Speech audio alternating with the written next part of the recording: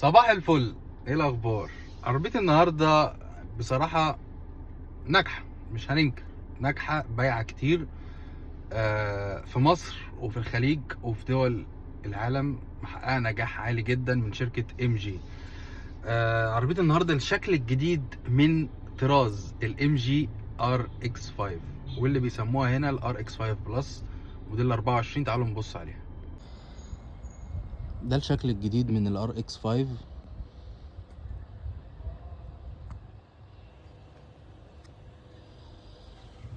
جميل جدا، شبكه هجوميه واضاءه LED اماميه، و نقدر نقول حساسات اماميه برضو، فيها سنسورز اماميه وخلفيه. شكلها جامد بصراحه، شكلها جامد. بتنزل بجنود توتون، مرايات دم كهرباء واشارات في المرايات وكيلس انتري. مش عارف ليه دايما معظم العربيات الصيني ما بتنزلش بفاميه يا جدعان، هتجنن من الموضوع ده. الفاميه في العربيه دي كان هيرسمها رسمه وهينقلها نقله تانية خالص.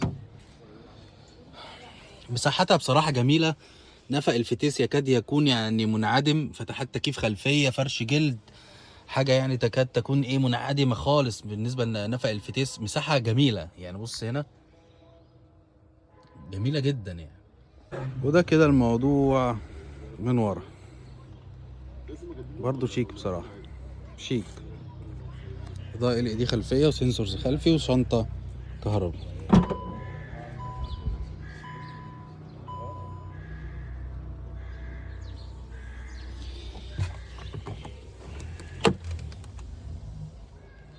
طبعا هو في ستبن بيبقى تحت ده.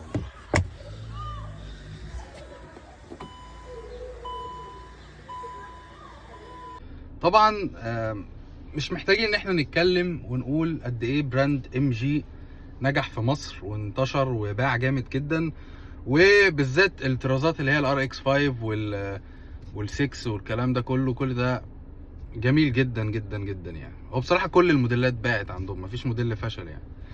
طيب العربيه النهارده بتنزل بنفس الموتور القديم، بيطلع 169 حصان. ال 169 حصان خارجين من موتور 1500 سي سي تربو، متوصل بفتيس دوال كلاتش 7 سبيد، والفتيس ما عملش اي مشاكل مع اي مالك سابق. والمنظومه دي مشيت في مصر عدد كيلوات عاليه، اعرف ناس عملت بالموتور والفتيس ده فوق ال 250 الف كيلو وما اشتكوش من اي حاجه يا جماعه خالص. طيب نخش على الاوبشنز. زي ما احنا شايفين كده، فتحه سقف بانوراما ورايا اهي، الاضاءه الداخليه للصالون كلها LED، والاماميه طبعا زي ما هيظهر قدامكم كده كل. وخلينا نبدي اعجابنا بالستيرنج ويل بتاعت ام جي. عموما نفس الستيرنج ويل دي، نفس الطاره دي بيستخدموها في كل الموديلات، من اول ام جي 5 لحد الار اكس 5 بلس اللي احنا قاعدين فيها. جميله جدا جدا جدا، شياكه جدا وسبورتي جدا. بص يعني ايه الحلاوه دي، بجد جامده جدا جدا يعني. تمام، عندنا مثبت سرعه وتحكم طاره، وعندنا ديجيتال ديسبلاي وتاتش سكرين. والتاتش سكرين هنا مقاسها كبير، وحاسس ان هي مستوحاه من الشاشه بتاعه الGLC الجديده، المرسيدس الGLC.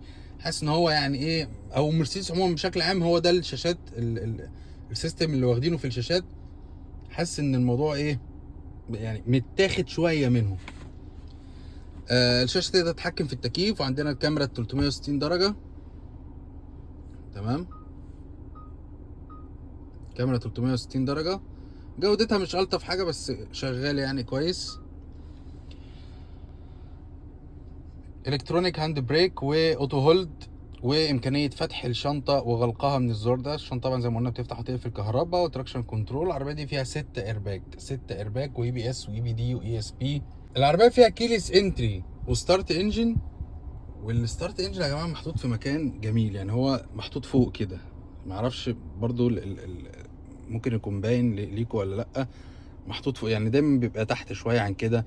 في بعض الشركات زي سكودا مثلا، مش عارف حطاه لنا هنا، مش عارف، رخم قوي اللي سكودا عاملاه ده تحطه هنا. لا انا بحب المكان ده كويس، او يبقى قدام الفتيس من قدام كده بيبقى كويس جدا. الفتيس ده بالمناسبه شيفت باي واير، وده يمكن اول فتيس نشوفه من ام جي، اول تصميم فتيس نشوفه من ام جي بالتصاميم الجديده اللي هي الشيفت باور، اللي هو مجرد لمسه كده لمسه كده خلاص الموضوع ايه انتهى يعني. طبعا هي العربيه دي ضمانها 6 سنين او 150,000 كيلو، ايهما اقرب. والناس كانت بتقول لك ان قطع غيار ام جي في العموم غاليه في الوكيل وكده، ويعني ما اعرفش هو الوكيل حاطط نفسه مع ام جي في حته عاليه شويه، اللي هو انا مش اي حاجه صيني يعني، انا مش عربيه زي الباقي، لا انا هو حاطط نفسه في حته بينافس يعني، اللي هو انا ايه في كاتيجوري تاني، لا ادفع شويه معلش، عايز تركب ام جي ادفع شويه. لما تيجي نقارن ما بين الموديل او ما بين شركه ام جي وشركه جيتور مثلا، ممكن جيتور تتفوق شويه في حته الضمان بتاع الموتور ال10 سنين او المليون كيلومتر، ولكن برضو تظل ام جي بصراحه مأديه اداء عالي في السوق.